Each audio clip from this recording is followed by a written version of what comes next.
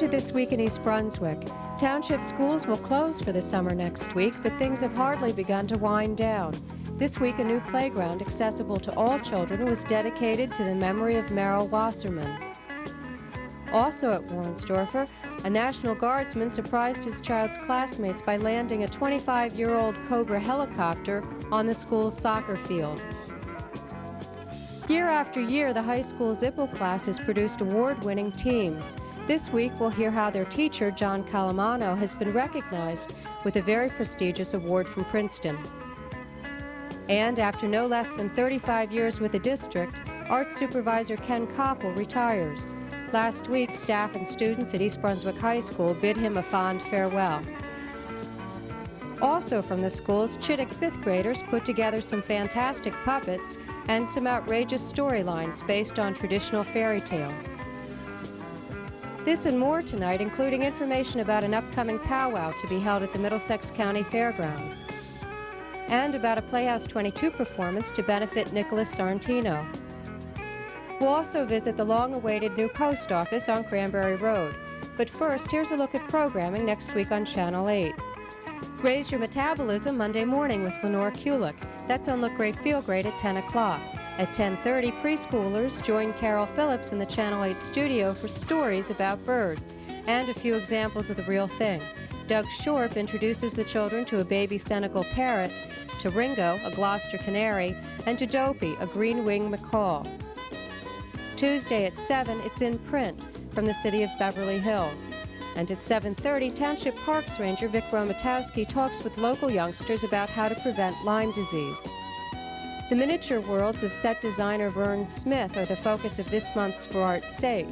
That's Wednesday night at 7:30.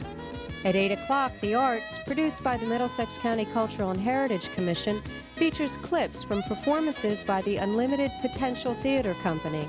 The company is a group of actors with disabilities who work with non-disabled actors and professional directors.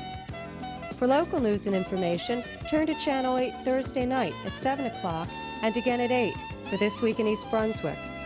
Also Thursday night at 7:30, Patty Sullivan explores what it means to be a caregiver to an aging spouse or parent on aging aspects.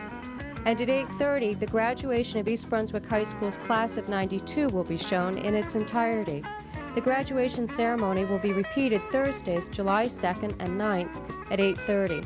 For additional programming information, see the Community Bulletin Board. What started as a playground fundraising project for the Warnsdorfer PTA grew to be a community-wide effort to provide a handicapped accessible playground for all township children. The Warnsdorfer Playground Committee and the PTA Presidents Association rallied several township agencies, along with several benefactors, to make this dream a reality. When the cost of the project rose to approximately $50,000, the appeal was heard by several residents, in particular Alan Wasserman and his family. In memory of their daughter Meryl, the Wassermans made a sizable donation to the project. In response to the need to comply with the Americans with Disabilities Act and the desire to assist this worthwhile effort, the East Brunswick Township Council earmarked funds from the handicapped parking fines account to the project.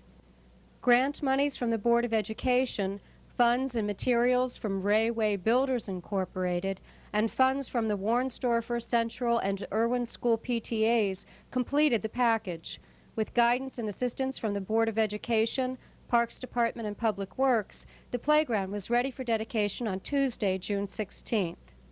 Hi, I'm Amy Fisher. Today I'm at Warnsdorfer School with Monty Block, who's the coordinator of the playground committee at the school. Hi, Monty. Could you tell us about this very special playground?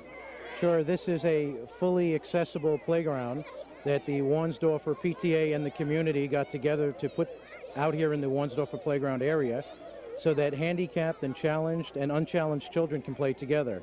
We had tremendous support from the entire community, the town council, the mayor, and private donators to make this a successful project. And this playground has a name also? Yes, this playground today is being dedicated to the memory of Meryl Wasserman and will be called the Meryl Playground. On August 1st of this year, it'll nearly be 3 years ago, when my daughter Meryl was killed by a drug and drunken driver. Since the time of Meryl's death, my wife Gloria and I, have tried to find something to do as a memorial to Meryl. We thought of art scholarships because Meryl loved art so much, and we will be establishing such a scholarship in the very near future. We thought of creative writing scholarship because Meryl had such a creative and loving mind, and we will be establishing such a scholarship in the very near future. However, through the PTA, my wife Gloria discovered that they had been trying so hard to raise money to build a playground such as the one you see behind me, to accommodate the physically challenged children and all the children of this school in this town.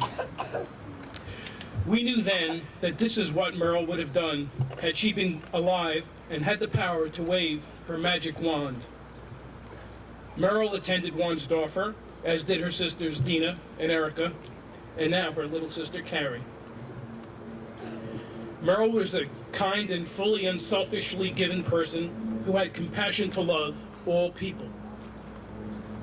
It's ironic that this dedication takes place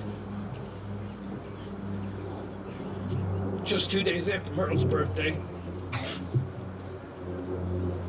We can't physically give Meryl a birthday present today, but I know my Meryl, and if she were alive today, she would rather not receive, but give this small gift of helping children. My family wishes to thank the PTA, the Board of Education, Mr. Farrell, the Town Council, and the Mayor for so graciously accepting our gift and helping to build Meryl's playground. So please accept Meryl's gift. By not thanking us, please don't. By wishing Meryl a happy 18th birthday. And I hope this playground will give the children that use it the joy of life that Meryl had, and the spark, and that will spark you into greatness. Thank you very much.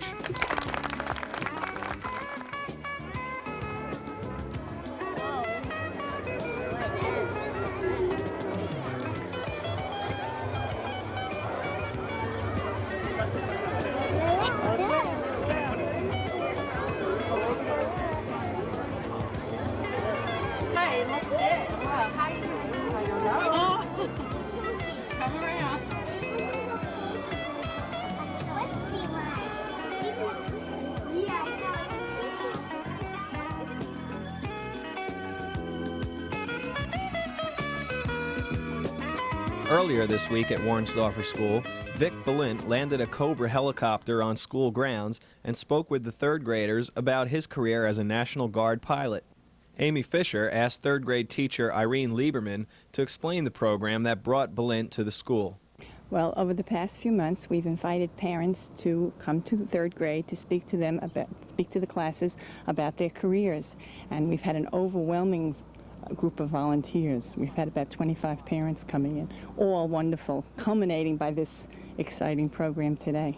Now, who is here today? Today, Vic Balint, father of Erin Balint, who's a third grader in my class, and he flies a helicopter for the National Guard, and he volunteered to come in, land his helicopter, and with a few clearances, we were very successful in having him land.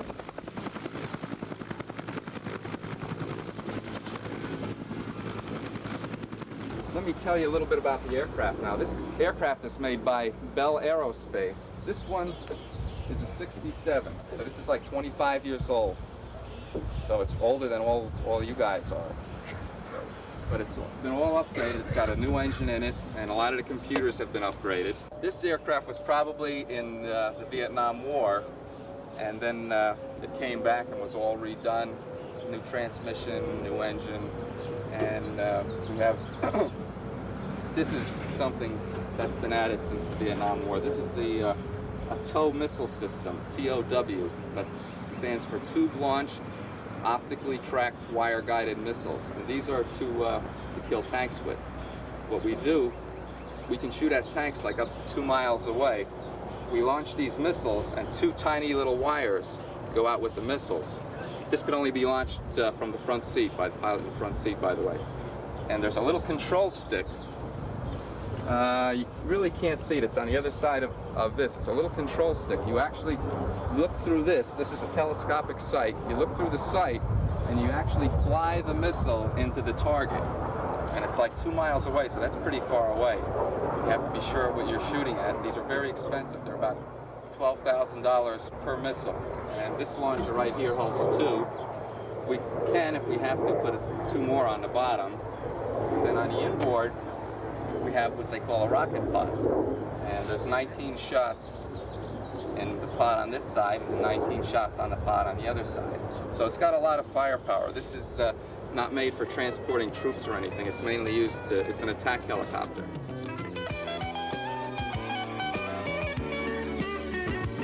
Students in humanities classes taught by Janet Koenig and Steve Michaud at East Brunswick High School presented a tribute to art and humanities supervisor Kenneth Koppel, who will retire later this year after 35 years of service in the district.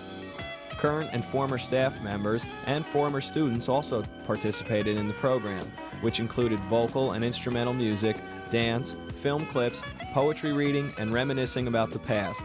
The district's art department has achieved national recognition under Mr. Koppel's guidance. He also originated the humanities course in the 60s, and over the years, it has had the largest enrollment of any elective at the high school. Thousands of students have taken the course, and many have said it has had a profound effect on their lives.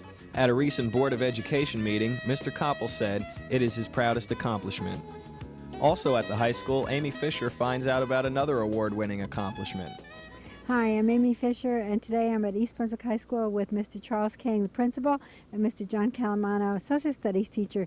Mr. Calimano has just received the Princeton University Award for Distinguished Secondary School Teaching, so we're here to congratulate him and hear about it. Mr. King, you're the nominator of Cal for this award. Could you tell us why you nominated him? Well, because he's a great teacher, quite simply. And I think those that in East Brunswick that have been around for quite some time appreciate his talents. Mr. Calimano teaches in the IPPL program, and he has a unique style. He is able to step back, and he doesn't need to be the focus of the classroom. And he is more a facilitator, and he just brings out the best in all of the students. I've been around here for a number of years, and this gentleman to my left is really super. He's special. There's nothing that he won't do to help a student, and I think the committee from Princeton who came and sat in on your classes saw that caring attitude and really the special relationship that he is able to develop with his students. So we're extremely proud of him and happy that he received the award, and I fully believe that he is one of the most deserving people in the state. Well, Mr. Calimano, only 4 teachers receive this every year, so this is quite an honor. Now, many of your students receive awards. This is the big one for you. How did you feel about it? Felt wonderful. First, the treatment that we received, the other 3 teachers and I received at Princeton was absolutely outstanding, very gratifying.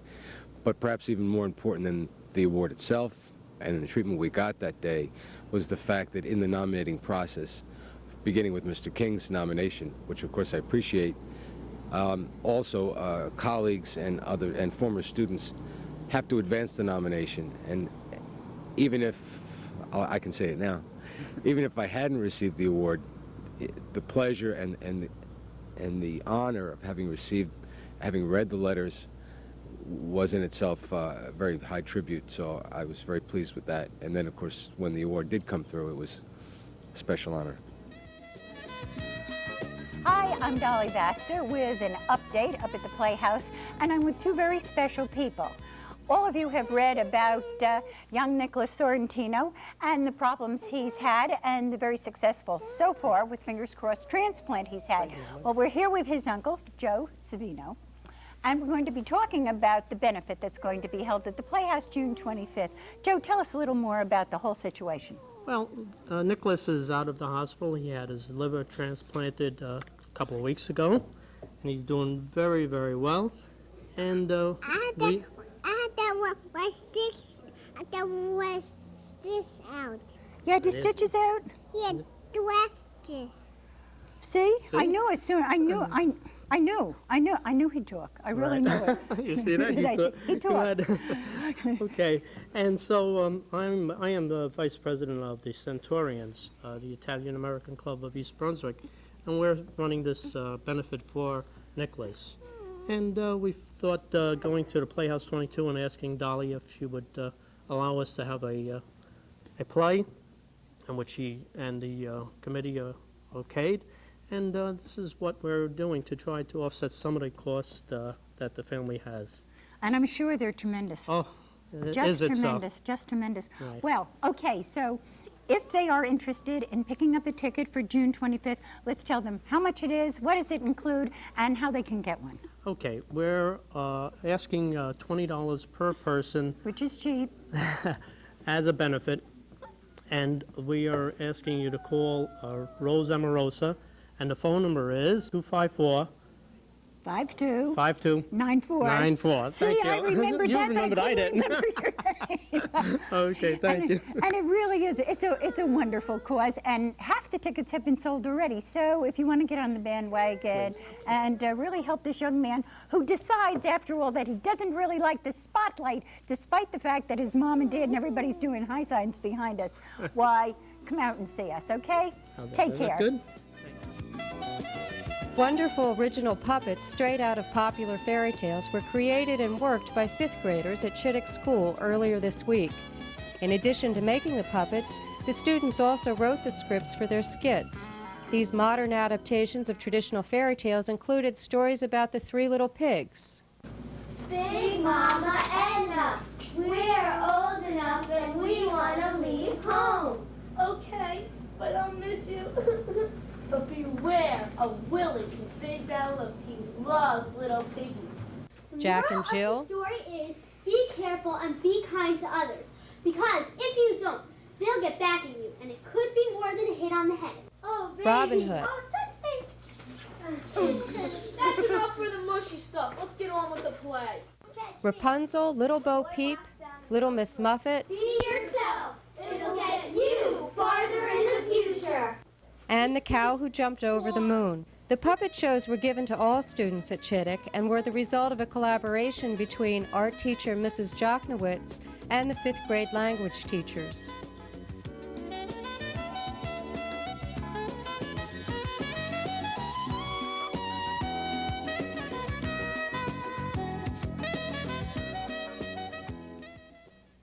On June 27th and 28th, Jimmy Boy Dial and the Spike will present the first annual Spike Crying Eyes Powwow at the Middlesex County Fairgrounds.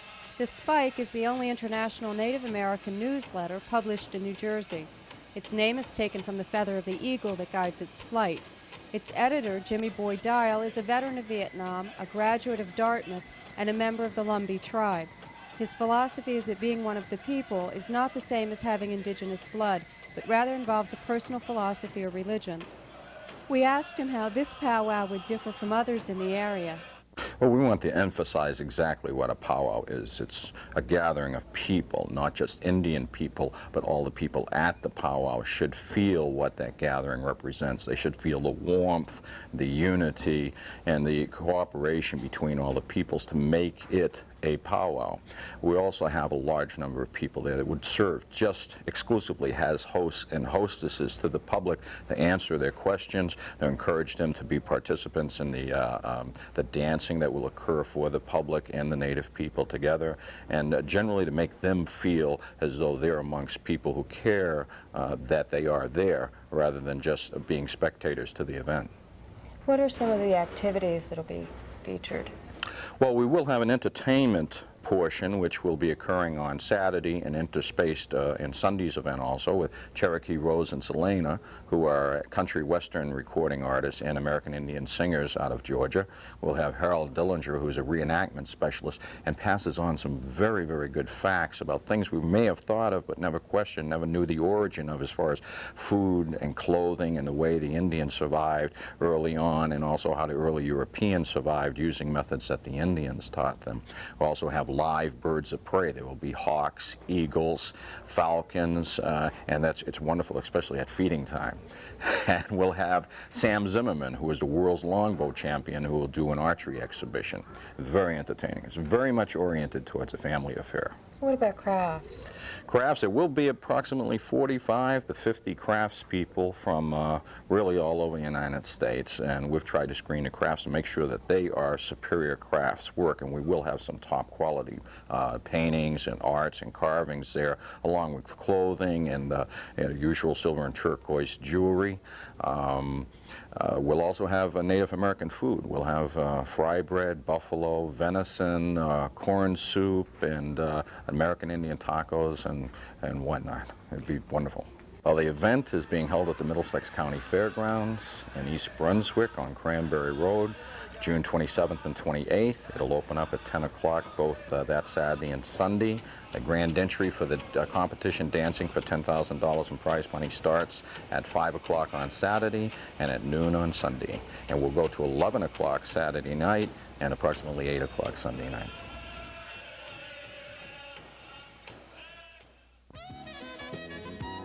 Hello, my name is Greg Hurley from the Department of Recreation, Parks, and Community Services. And I'm here today to make you aware and address the major problem in this suburban setting, and that is damage to the street trees. And it's not acid rain, it's not global warming, it's not the ozone layer, it's mechanical damage.